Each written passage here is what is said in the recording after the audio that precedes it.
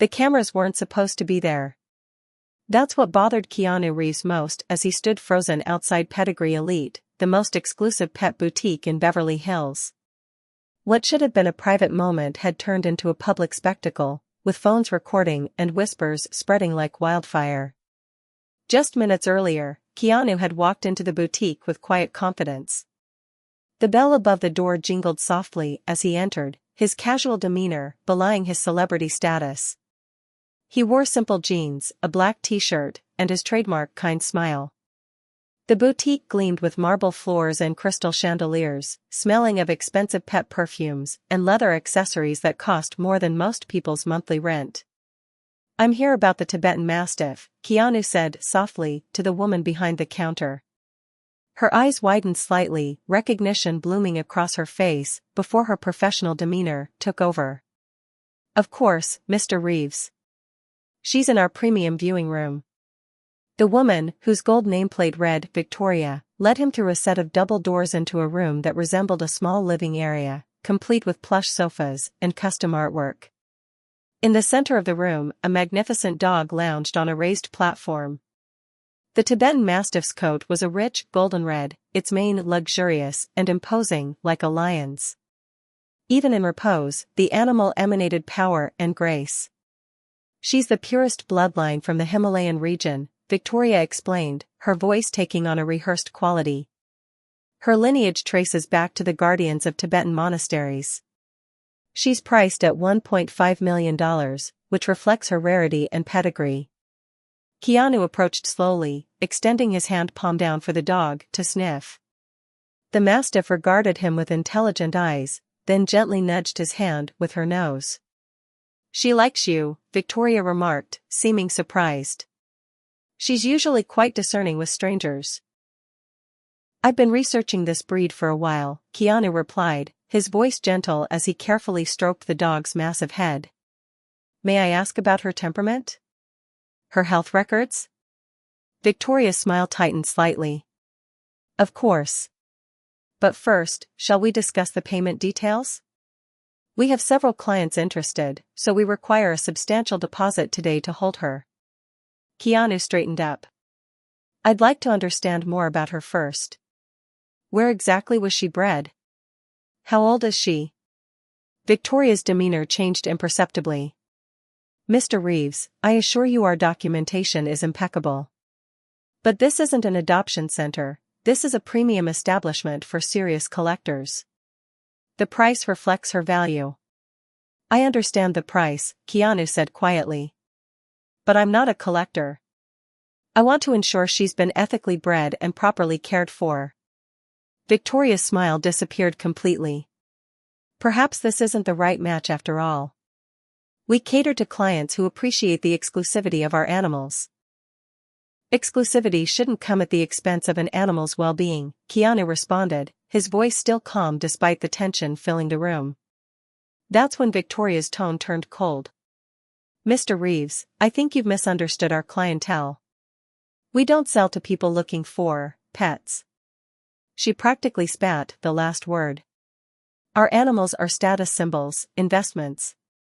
If you want a rescue dog, I suggest the shelter down on La Brea." The dismissal was deliberate, calculated to sting. In that moment, Victoria raised her voice just enough for the other patrons browsing in the main area to hear through the open door. "I'll have to ask you to leave, Mr. Reeves. Clearly, you can't afford what we offer here, not the price tag, nor the understanding of true luxury." Heads turned. Phone cameras raised. And Keanu Reeves, known throughout Hollywood for his kindness and humility, found himself being escorted out of the boutique like an unwelcome vagrant. Outside, the small crowd that had gathered watched as the actor stood momentarily stunned on the sidewalk. Someone shouted, "Too expensive even for Neo," followed by laughter. Another called out, "John Wick can't afford a dog?" The humiliation was swift and public. But as Keanu turned to walk away, something caught his eye through the boutique window, the Tibetan Mastiff watching him with those intelligent eyes, a silent connection that seemed to transcend the garish display of wealth surrounding her. And in that moment, something shifted in Keanu's expression. The embarrassment faded, replaced by something else entirely: determination. What no one in that laughing crowd could possibly know was that this public humiliation wasn't the end of the story. It was just the beginning. And what would happen next would not only shock them all, it would change lives forever. The video of Keanu's humiliation spread across social media like wildfire. By evening, #KeanuDogDrama was trending, with millions of views and thousands of comments. Most people assumed it was just another celebrity gossip story: rich actor not rich enough for super expensive dog. But the truth ran much deeper than anyone realized. Back in his modest home, Keanu sat in his living room, scrolling through the online commentary with a detached expression. The public embarrassment didn't bother him nearly as much as what he'd sensed about the situation. Something about the boutique hadn't felt right. The dog's eyes had communicated something that Victoria's polished sales pitch couldn't hide. "I don't believe it was just about the money," he murmured to himself, closing his laptop. Keanu's interest in Tibetan Mastiffs wasn't random or a celebrity whim. Few people knew that during his travels to Nepal years earlier, while preparing for a role that was ultimately shelved, he had spent time in remote mountain villages where these majestic dogs served as guardians and companions. He had formed a deep respect for the breed and the culture surrounding them. His phone buzzed with a text from his longtime friend and former stunt coordinator, David Leitch. "Saw the video. You okay?" Before Keanu could respond, another text came through, this one from an unknown number: "You were right about the dog.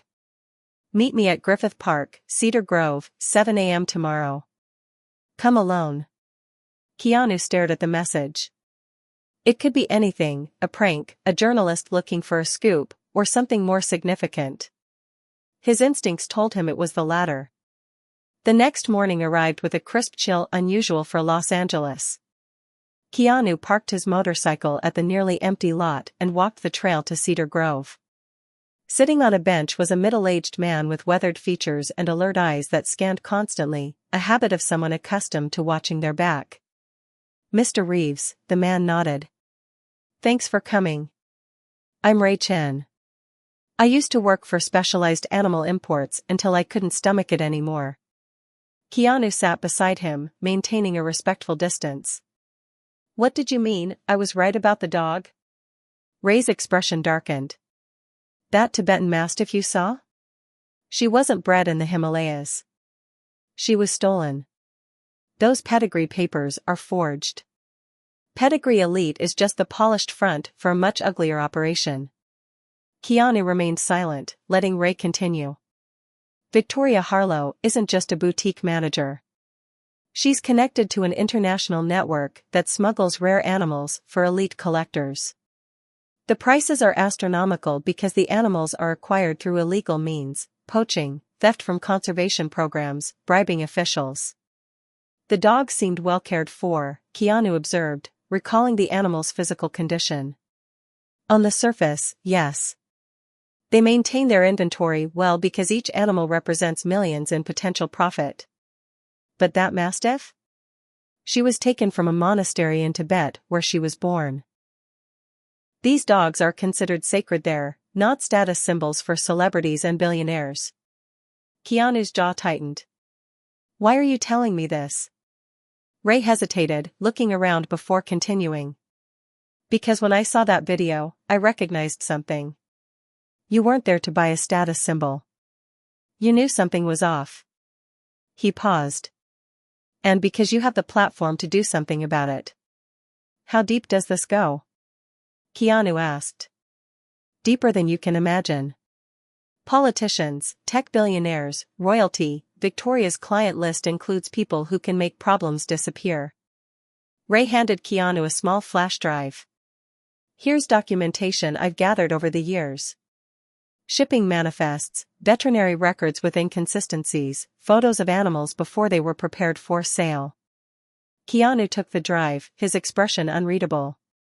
"This could be dangerous information." Ray nodded grimly. "It already has been. My former colleague tried to report them last year. He disappeared." Police called it a hiking accident in Runyon Canyon. The gravity of the situation settled between them. What had begun as a simple visit to a pet boutique had uncovered something far more sinister. "That's why Victoria was so quick to dismiss you," Ray explained. "You were asking the wrong questions, ethical questions. Their clients don't ask those questions. They just pay." As they parted ways, Ray offered one final piece of information. "The mastiff you saw, her name in Tibet was Sangmu. It means kind-hearted. The monks are still looking for her." Driving home, Keanu's mind raced with possibilities. He had resources, connections, and now information. The humiliation at the boutique no longer mattered, it had led him to something much more important. That evening, he made 2 calls. The first was to his attorney, instructing him to contact trusted investigators with experience in wildlife trafficking. The second was to an old friend who ran an animal sanctuary outside the city. "I might need your help soon," Keanu told his friend. "For a special guest." What had started as a personal interest in adopting a dog had transformed into something else entirely, a mission that would put Keanu on a collision course with powerful people who weren't accustomed to being challenged. But as he reviewed the files on Ray's flash drive, seeing the scope of the operation and the suffering it caused, he knew there was no turning back. The actor who had portrayed heroes on screen was about to attempt something heroic in real life, and the stakes couldn't be higher. 2 weeks after meeting Ray at Griffith Park, Keanu found himself in a nondescript office building in downtown Los Angeles. The space belonged to Eleanor Wright, a former FBI agent specializing in wildlife trafficking, who now ran a private investigation firm. The walls were covered with maps and photos, sticky notes connecting various points with red thread. "It's bigger than we thought," Eleanor said, pointing to a complex diagram. "Victoria's boutique is just one outlet in a network spanning 3 continents. The Tibetan Mastiff you encountered is part of a pattern. They target culturally significant animals from vulnerable regions, rare macas from the Amazon, endangered tigers from India, and protected species from conservation programs." Keanu studied the evidence they'd gathered. Ray's flash drive had been just the beginning. Eleanor's team had meticulously traced financial transactions, shipping records, and social media posts from elite clients showing off their exotic acquisitions. "We've identified 15 high-profile clients," said James, Eleanor's partner and a former wildlife ranger. "Including 3 tech billionaires, 2 Middle Eastern royals, and several celebrities who should know better." What troubled Keanu most was the corruption enabling the operation. Customs officials paid to look the other way, veterinarians falsifying health certificates, conservation officers taking bribes to report animals as deceased when they had actually been stolen. "What about Sangmu?" Keanu asked, referring to the Tibetan Mastiff by her original name. Eleanor pulled up a file on her computer. "She was taken from the Tashi Lunpo monastery 8 months ago. The monks raised her from a puppy. These dogs are considered sacred guardians in their culture, not commodities." She showed him a photo of the magnificent dog with the monks, looking peaceful and at home.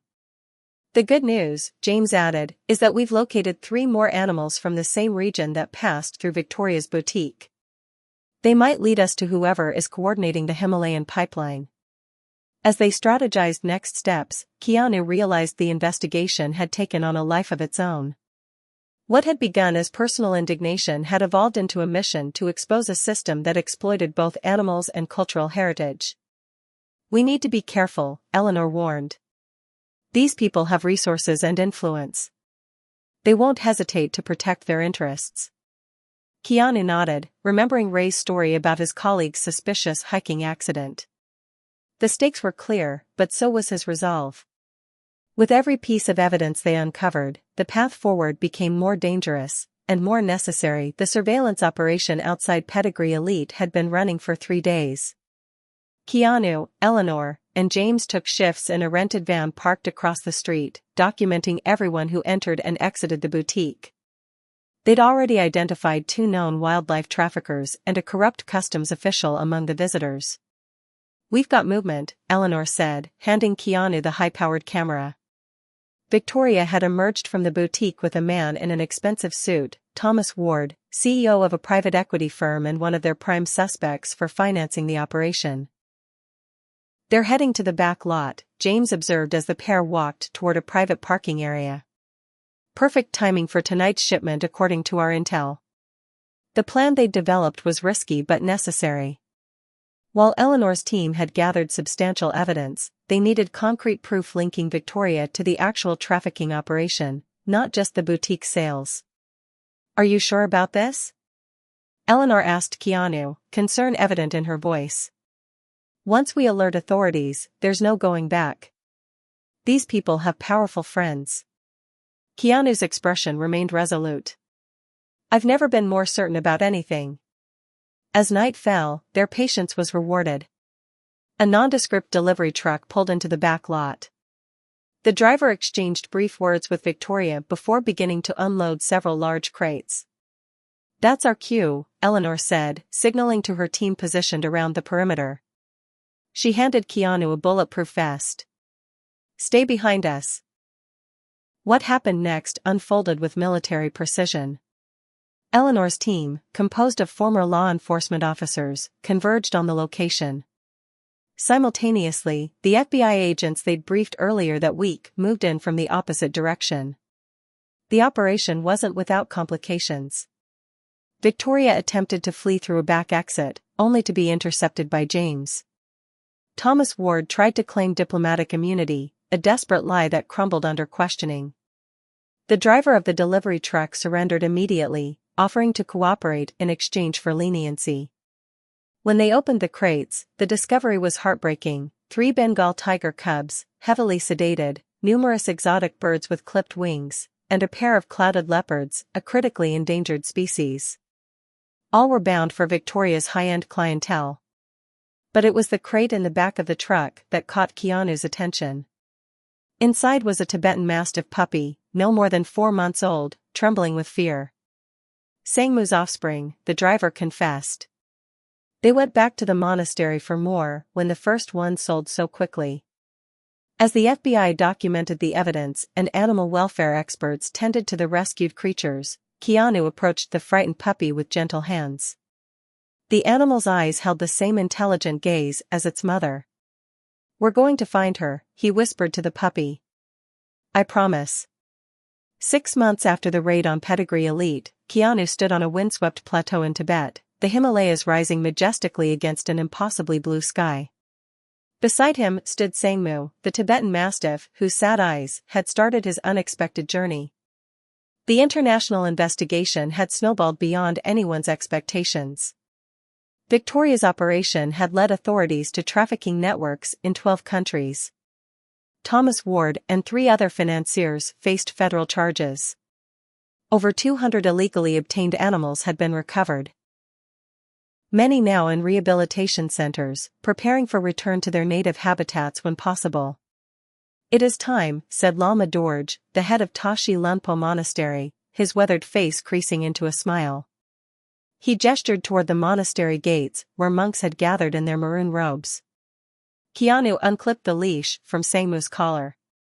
For a moment, the magnificent dog looked up at him as if asking permission. "Go home," Keanu whispered. Sangmu bounded toward the monks, her powerful body moving with surprising grace. She reached the eldest monk first, pressing her massive head against his legs as he knelt to embrace her. The reunion brought tears to the eyes of everyone present. "You have done more than return our guardian," Lama Dorje told Keanu as they watched the joyful scene. "You have helped protect a tradition thousands of years old." The puppy they'd rescued, whom Keanu had temporarily named Hope, would remain with him until old enough to make the journey back to Tibet. The Keanu Reeves Wildlife Protection Foundation, established with $10 million of his own money, was already funding anti-trafficking initiatives and supporting indigenous communities protecting their natural heritage. What had begun as public humiliation had transformed into something profound, not just for Keanu, but for countless animals and the cultures that cherished them. As he prepared to leave Tibet, a journalist who had followed the story asked him what he had learned. "Sometimes embarrassment is just the universe's way of pointing you toward your purpose," Keanu replied with his characteristic thoughtfulness. The things that hurt us can lead us to healing something much bigger than ourselves. The video of his humiliation still circulated online occasionally, but now it was accompanied by images of rescued animals and headlines about the trafficking rings dismantling. The narrative had changed completely. Standing one last time at the monastery gates, Keanu watched Sangmu patrolling the perimeter, majestic and alert, not a status symbol in a boutique, but a guardian in her rightful place. He realized that sometimes the most heroic journeys begin with a single moment of standing up for what's right, even when the whole world is watching you fall.